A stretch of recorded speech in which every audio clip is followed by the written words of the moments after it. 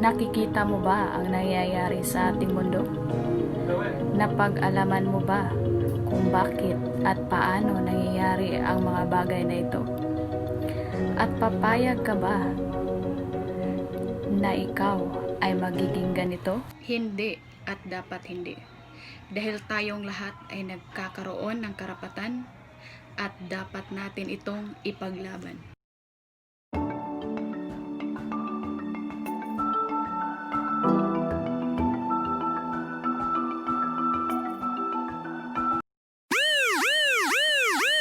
Sa araw na ito ay muli tayong mamulat, muli nating mapag-alaman at maintindihan ang iba't ibang mga karapatan na taglay natin. Naman, tatalakayin natin ay yung paksa natin ay ang Karapatang Pantao at ang Bill of Rights. But of course, because we are doing this virtually, I would like to remind my students na I am using this what we called as social inquiry teaching strategy. So you would really expect na merong mga bahagi ng aking presentation na merong mga katanungan. From the gabay na mga katanungan for my presentation, kailangang magkaroon kayo or you may take down notes and then you may answer that one dahil lahat ng inyong mga sagot ay ipapasa ninyo sa ating Google Classroom. Pero bago ang lahat ng iyan, aalamin muna natin ang ating kasanayang pampagkatuto. So, klarong-klaro yung ating mga kasanayang pampagkatuto. Una, kailangan nating talakayin ang pinagmulan ng tinatawag nating mga karapatang pantao para na brought up yung ating mga karapatang pantao.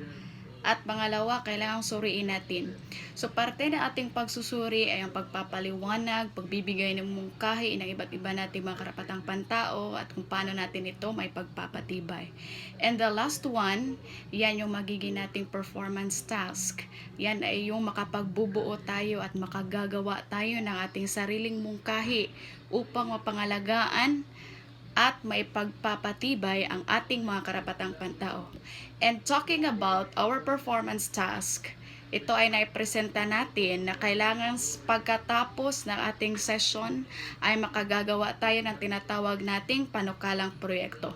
This is a sort of a project proposal in which this should be attainable. So not too idealistic na project proposal, pero kailangan maipakita ninyo na meron tayong mga steps na gagawin upang mapangalagaan at the same time may pagpapatibay yung ating mga karapatan. But of course, at the end of this presentation, ipapakita ko sa inyo kung paano gawin yung ating mga panukalang proyekto. Kailangan approved ang inyong panukalang proyekto at kagaya ng sinasabi ko, not too idealistic.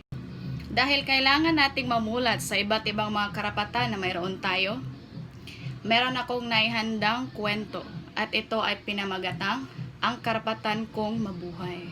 Ang kwentong ito ay gawa-gawa ko lamang, pero ito ay magbibigay aral sa ating lahat na simulat sa pool pa lamang ay nagkakaroon na tayo ng karapatan. Kaya habang tayo ay lumalaki, kailangang gamitin natin, gawin at pagtibayin ang mga karapatan na mayroon tayo. Pero para magkaroon tayo ng partisipasyon, habang ikinukwento ko sa inyo ang aking nagawang kwento, kailangan muna nating sagutan ang ating mga gabay na katanungan. Ang karapatan kong mabuhay. Pangarap kong makita ang mundo, mayakap ang mga tao, makita ang sinag ng araw, at mahaplos ang hangin sa aking balat. Ako ay napakaliit pa, ngunit iyan na ang aking pangarap. Wala akong ideya kung nasaan ako sa mundo, ngunit sa aking pagkakaalam, ang mabuhay ay aking karapatan. Ako ay napakaliit pa at walang nakikita ni isang tao. Ilang buwan, bigla ko na lang namalayan, may nabago sa aking katawan. Parang lumaki ang aking paa at mga kamay. Baka nga totoo na ako ay talagang buhay. Nais ko talagang lumaki sapagkat ang mga pangarap ko ay nais kong matupad. Sobra ang aking galak. Gusto ko nang makita ang mundo. Ilang buwan na naman at siguro sa sobrang galak ko, nararamdaman kong parang may humihila sa akin pababa. Baka papalapit na ito sa aking pangarap. Pangarap na ako ay makalabas na. Sobrang galak ko rin na makita ang aking mga magulang sapagkat karapatan ko ito. Alaman nila na may prinsesa na sila sa kanilang mundo. At ako ay magiging isang mabait na bata. Sobra-sobra na ang aking ekspektasyon dahil nararamdaman kong papalipas na rin ang maraming buwan at ako ay lalabas na. At sa hindi inaasahang, may nararamdaman na naman ako na parang ito na ang pinakamagandang pagkakataon na mangyari sa mundo ko. Hindi ko malilimutan ang petsa, araw at taon, dahil ito na ang simula ng pangarap ko. At totoo, dahil maya-maya, ako nga ay nakalabas na at totoong nakita ko na ang mundo. Masayang masaya na ako at naghihintay pa ako na mayakap ang mga tao at makita ang araw. Ngunit sa isang di inaasahang pagkakataon, nawala ang aking pangarap. Nawala ang aking karapatan. Nilagay ako sa isang malaking kahon at di na makahinga. Lumaban sana ako para mabuhay pa, ngunit inihagis pa ako sa malayong lugar kung kaya di ko na kinaya. Nawala na ang buong pangarap ko. Nawala na ang aking karapatan. At iyon na ang buong kwento ng ang karapatan kong mabuhay. So let's go back with our guide questions. Para sa una, pangalawa at pang-apat na katanungan, that's basically from your own perspective. So you may write it down or your answers. Kayo nang bahala para sa inyong mga kasagutan, pero kukunin ko yan dahil ipopost nyo yan sa ating Google Classroom. And for the third question, ito yung dapat nating alamin. Anong karapatan ang hindi natatamasa ng ating karakter? Ano nga ba? Let's try to go back with our kwento. So, naisaad sa ating kwento, basically yung ina, hindi pa siya handa. Kasi klarong-klaro na yung bata meron na siyang mga nararamdamang kakaiba. Pero dahil sa malakas yung kapit ng bata hanggang sa kanyang paglabas, at the same time nakalabas yung bata, pero dahil sa nilagay siya sa plastic, itinapon siya, meron ng karapatan o isang napakahalagang karapatan ang hindi niya natatamasa. At ang karapatang ito ay ang karapatan niyang mabuhay. So if we're going to look back, yung ating karapatang mabuhay ay isa sa pinakamahalagang karapatan na kahit hindi yan ibibigay ng estado, kahit hindi yan ibibigay ng pamahalaan, yan ay karapatan mo na taglay. Yan ay tinatawag nating natural rights and that shouldn't be taken away from you. So itong karapatan natin, at dahil sa this belongs to our natural rights, pinapahalagahan na yan at yan ay pinoprotektahan din. Nakasulat sa ating Article 2, Section 12 of our Philippine Constitution, the state recognizes the sanctity of family as a basic autonomous social institution. It shall equally protect the life of the mother and the life of the unborn from conception. Ibig sabihin yan, lahat ng mga gawain na, or if they're planning to abort the child, lahat ng mga gawain na iyan ay labag sa ating batas. Dahil sa ating konstitusyon, kailangan mabigyan ng equal protection yung buhay ng ating ina, pati na rin yung buhay ng isang sanggol. Dahil in the process of our abortion in our country, marami sa ating sa buhay ng ating ina ang nasasayang because they are going into this unsafe abortion. So, yung mga procedures na ginagawa nila, that's unsafe, kaya nadadamay yung ating mga ina. So, if ever ginagawa nila ito hanggang ngayon, there is a punishment for that, and that's 2 to 6 years of imprisonment. Kasama na dun yung mga nag-a-assist sa procedure ng pag-a-abort dahil yan ay labag sa ating batas. Isa pa lamang iyon sa karapatan na ating naitalakay. So if you wanted to know more, marami pa tayong mga karapatan na itatalakay. But of course, kailangan muna nating alamin kung ano itong Bill of Rights o katipunan ng ating karapatan. So ito ay mga listahan ng mga pinagsama-samang karapatan ng bawat tao At nagpapakita din ito ng mga karapatang sibil at kalayaan ng tao. So itong ating Bill of Rights ay klarong-klaro sa ating 1987 Constitution that can be found in Article 3, Sections 1 to 22. So meron lamang iba sa ating sections na masyadong mahaba yung mga paragraphs. And then, lalo na sa mga criminal justice, ganyan sa ating mga karapatan. So, makikita mo doon yung mga karapatan mo para sa buhay, karoon ng ari-arian, magkaroon ng kalayaan, yung karapatan mo para pumili ng relihiyon, yung freedom of expression, yung freedom of speech, yan ay makikita mo sa ating Bill of Rights. Even your right para sa your right to remain silent if ever merong mga pag-aaresto, ganyan. And then lahat ng iyan ay ibinibigay na karapatan sa iyo. Dahil kagaya ng sinabi ko, it is your right to know your rights. But of course, it's not good that you're going to abuse all of your rights. Dahil yung ating mga karapatan ay kakaiba sa tinatawag nating absolute freedom. You couldn't have your absolute freedom. You have your rights but you couldn't have your absolute freedom. Dahil masyadong magkakagulo yung ating bansa niyan. So, if ever that is your right, kapag natatamasa mo iyan, that's good. Pero kapag merong iba na nakakasala dahil sa lumabag sila sa iyong karapatan, at least you know where to go to. Yan yung ating Bill of Rights. Tamasa ng ating karakter ay ang karapatan niyang mabuhay.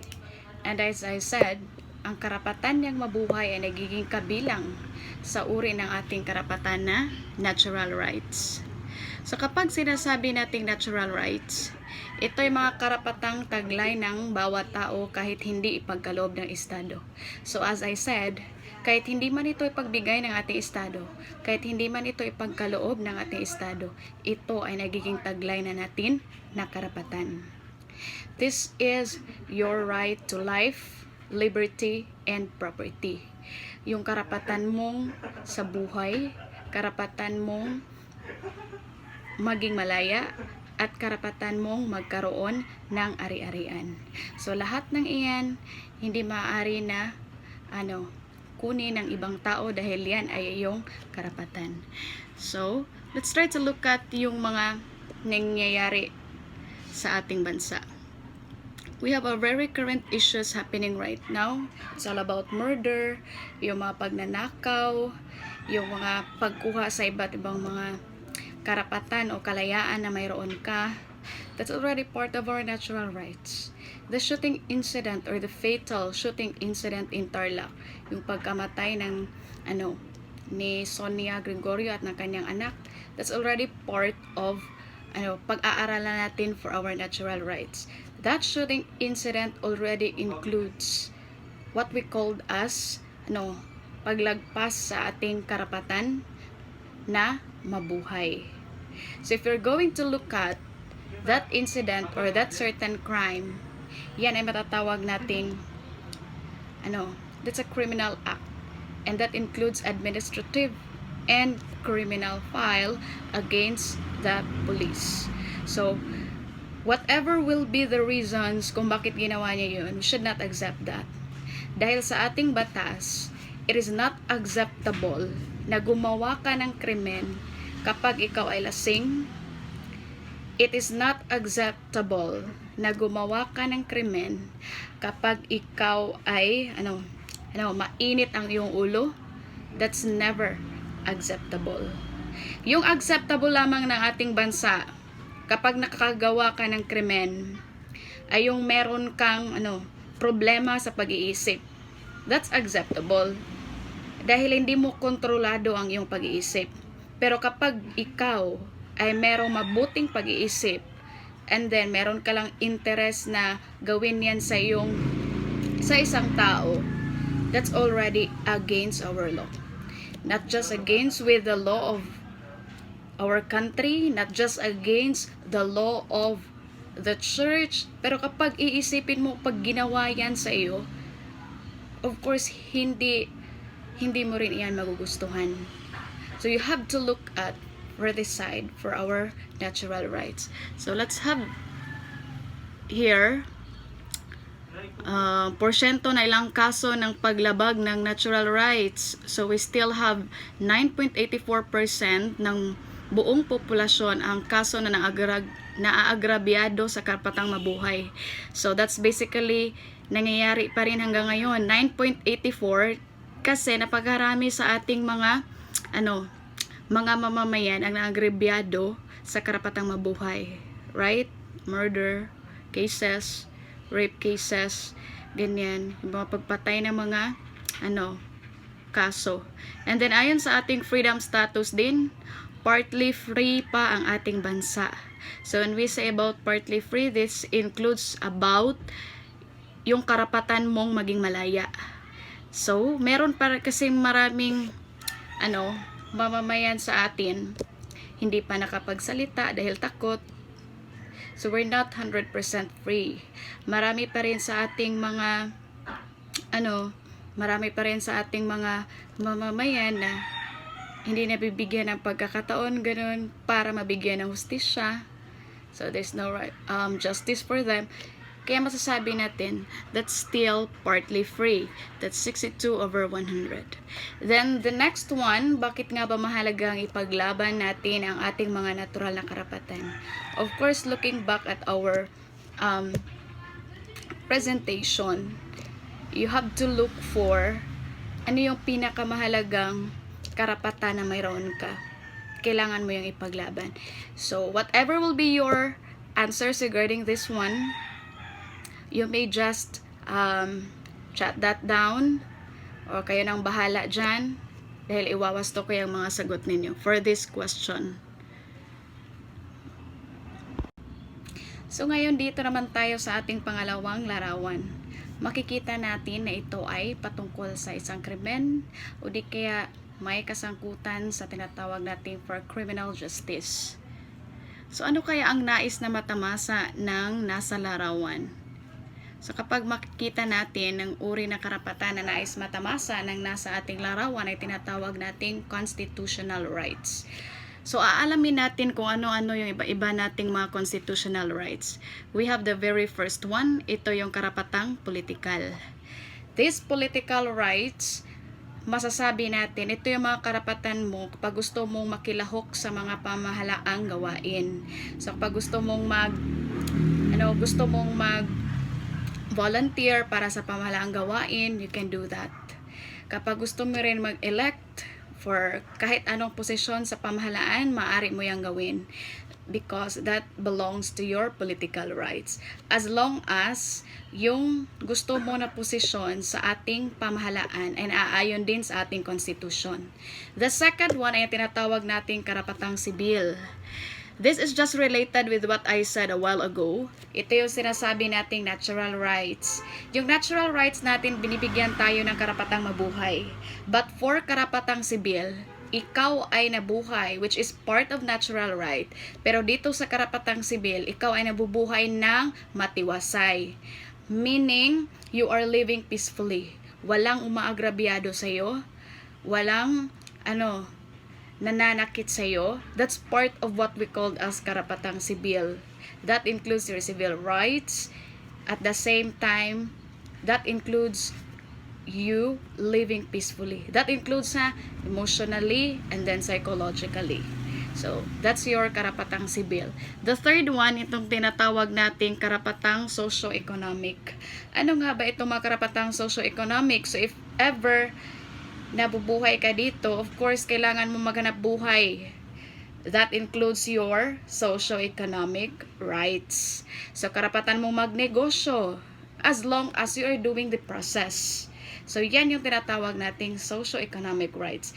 And the last one ay tinatawag nating karapatan ng akusado or what we call as the rights of the accused. This right is very prominent nowadays. Dahil marami sa atin ang inakusahan ng salang hindi pa man we're not yet into final investigation. So the rights of the accused, you have the right to remain silent until proven guilty dahil ang karapatan na ito, kailangan ito ng due process of law. So kapag hindi pa, wala pang final investigation, walang thorough and final investigation sa nangyayari, you cannot accuse someone. You cannot arrest someone without final investigation. So, this is also very prominent dahil nangyayari ito sa atin. Napakaraming mga inakusahan na mga salang hindi pa nila nagawa. So, that's your right of the accused. And now, let's have the third picture. The third and the last picture.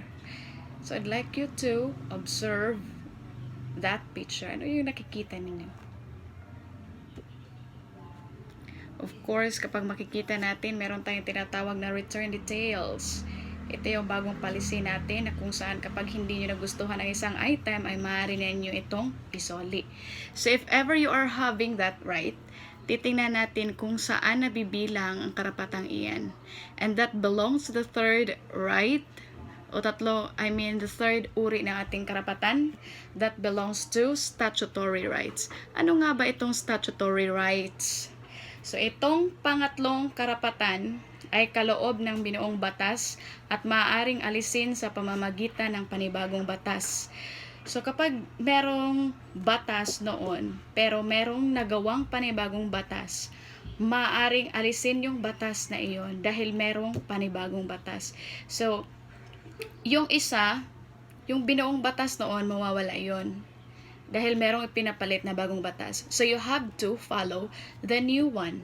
Yan yung tinatawag nating statutory rights. And this includes your legal rights, yung mga karapatan mo sa trabaho, yung mga individual na karapatan, at the same time, yung mga basic rights. So, kapag merong mga bagong legal na mga karapatan, na nawala na yung mga karapatan noon, dahil merong panibago, you have to follow the new one. So, pag meron tayong mga karapatan sa trabaho, karapatan bilang isang, meron kang karapatan sa trabaho, ngayon, meron mga 13th month pay, ganyan, kailangan gawin niyan ng ating mga kumpanya.